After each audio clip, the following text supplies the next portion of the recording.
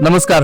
गेले कित्येक वर्ष झालं अनेक निराधार लोकांच्या दुःखावरती फुंकर मारण्याचं काम आपण करतो.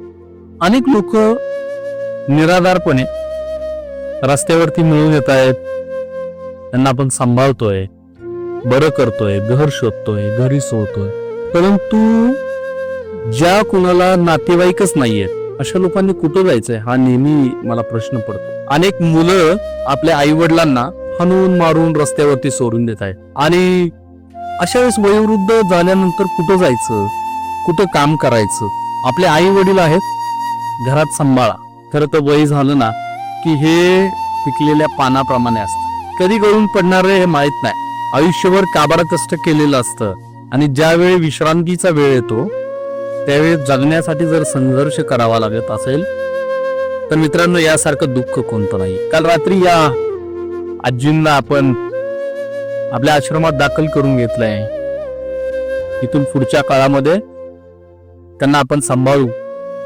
निश्चितपणे एक यांच्या दुःखावर फुंकर मारण्याचा प्रयत्न करू, कारण माणुसकी अजून जिवंत. धन्यवाद. बर, ललिता कोरगावकर. बर, घरी कोण कोण होतं? कोण नाही, कोणीच? प्राकर्ष तर वडील वाढले, आई एक होती. बर, की आम्ही दोघं छान. नवरा कधी गेला? नवऱ्यानं गाणे आता 15 वर्ष. तशी मी इथं तिथं ताप करते. इथं राग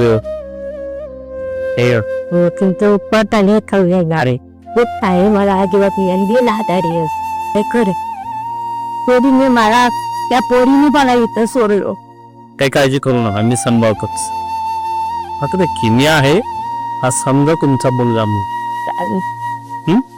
अरे थांबा पायात फक्त मला सांभाळून घेतलं की झालं. काय सांभाळून घेतील सर? नाही नाही, सगळं सगळं चांगलं मिळतं खायला. रडू नका, रडू नका. मध्ये मला अरे रोडच नाही राहिलं बघा. कमी कंटाळ आहे उद्या रडू नका.